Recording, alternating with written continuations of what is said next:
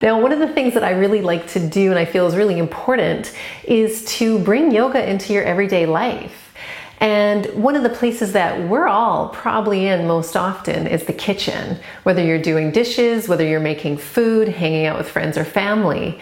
And I've got some really great simple tips and tools for you to think about for your posture in the kitchen, as well as some really simple kitchen counter stretches. Combining these two tips that I'm going to share with you will make a big difference in your overall feeling of your body, mindfulness, and really, as I said, bringing yoga into your everyday life. I'm Bree Johnson of Heart and Bones Yoga, and feel free to press that subscribe button if you love these tutorials. And let's get into this amazing, fabulous, wonderful kitchen yoga tutorial. Now, one of the easiest things that we can think about, and one of the most common habits that I do, I know other people do, is to rest against the counter. We often rest against the counter when we're chopping our vegetables. We often rest against the counter when doing dishes because it's easier, because the counter does the work of holding you up. But instead of letting the counter hold you up, it's going to be super helpful to have your bones do the work of holding you up, because your bones want to hold you up. When you stack your bones, when you're standing, is when you're going to get that nice, I like to call it structural support. And you can do this anytime, not just when you're at the counter. You can do this in line at the grocery store, in Tadasana, mountain pose, and yoga, where what we do, and I'll show it from the side, is simply feet about pelvis width apart. Let your hips shift back so that you can feel the weight over your heels. Relax your shoulders over your pelvis, and you can even add a little bit of a very slight knee bend if that feels good for you. But the main simple tip is to watch your habits. Next time you're at the kitchen counter doing the dishes, doing whatever it is that you need to be doing here, are you leaning? Are you letting your hips just hang out like this? Rather, feet about pelvis width apart, you feel the weight more in your heels, shift the weight back, and then you're good. And then you can take what you need and do whatever it is that you're doing, like so, instead of just letting the counter do all the work. So that's postural habit number one. Do it everywhere. Anytime you're standing, it's going to make a big difference, but especially when we're at that kitchen counter. Now, let's say that you're doing a whole bunch of dishes. Let's say your shoulders are starting to get kind of sore, or maybe you've been at work for a long time on that computer and you're finding that you're getting a little bit hunchy in that upper back. Well, a good, simple, quick counter stretch that I quite like is to hook my fingers, and I especially like this at the sink because I get to hook my fingers instead of trying to grab the edge of a counter. This way we get to hook the fingers, step back, and then I use that counter, that ledge of the counter, as a little bit of a sense of traction. And I'm going to walk my feet back so that they're underneath my pelvis, and I bend my knees slightly, shift the hips back, and reach. And so you get the benefit of a hamstring stretch here, as well as a low back stretch, and as well as a chest and shoulder stretch. So there's a lot going on in this really simple movement. And then I like to add a little bit of a side to side twist, like so, where I drop one shoulder. At the same time, I'm gently pulling away with the countertop, with the sink and ledge. Good. And then doing that and standing up and feeling, shoulders feel great. Now another one for the legs here. And again, using the sink ledge is my favorite way to do this because it gives you that little bit of extra support.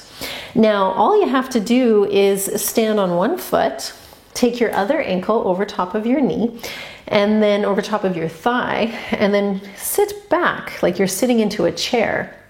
And the key here with this one is to try to keep your knee from traveling forward over your toes. Try to keep your shin in a vertical line here. And then that means you're going to shift your hips back like so. And then bend your hips down until you feel that stretch into your outer hip of the leg that's over the standing leg. And then what's nice about using the countertop is that you get to lean. It helps me because if I was not using the countertop, this becomes more of a balance, which has its benefits, absolutely. But this one, you get that extra little bit of stretch, lean, and then you come up and switch. So let's take the other ankle over top of the knee, over top of your thigh, not actually on your knee. Your standing leg shin is relatively vertical. And let yourself lean back a little bit. Stick that butt back. And then bend a little more until you feel a stretch. And then you breathe. Take that nice mindful moment. It's helpful to add the breaths as well, taking big deep breaths in and out. And then you come out and then, your hips feel brand new. Now I've got one more and then that's it. And then we've covered most of the main body parts that in most people get really tight and tense. For this variation, I'm going to bring them to the countertop. And then I'm going to move my legs back, and there's actually two parts to this one. Move your hips back so that they feel like they're over top of your heels. And then I like to make a little pillow with my arms and rest my forehead down. And then all it is, you're going to keep your legs straight and you're going to shift your hips from side to side. A little tilt to the right, tilt to the left. Your knees aren't really bending here. The movement is all your pelvis, tilting laterally, tilting to the right, tilting to the left. Doing that a few times. And then the second part to this, and I'm going to come down a little bit closer so we can see what's happening in the shoulders, is to use the countertop. And I particularly like using the countertop here because I find it's a really good height for most of us. Meaning this variation isn't going to be so much about the hamstrings. You may get a hamstring stretch, but it's more about getting a little bit lovely stretch into the upper back and into your chest and into your triceps. So what you're going to do here is bring your elbows about shoulder width apart. You can interlace your fingers, making a fist like so. And then you walk back as far as it works for you to get a stretch into that upper back. Now you can have, if your hamstrings are really tight, you can feel and allow your knees to bend, because where this is really all about getting that stretch into the chest and shoulders. You might notice that your ribs are dropping to the floor, and if so, bring the ribs up. Keep the back of your neck long, and if you need a little bit more, what you could do is bend the elbows, bringing the hands back towards your spine, back towards your head, and that will increase the sensations of the stretch. So I recommend holding that for however long it feels good, a few breaths, 10 breaths, as long as you just get that sense of pausing, of quiet connection, where in the midst of doing dishes, in the midst of chopping vegetables, you're also taking care of your body. You're also making that mindful choice to pause, to tune in, and to bring your yoga practice into your everyday life. Because your yoga practice will become more alive when we take it off of that sticky mat.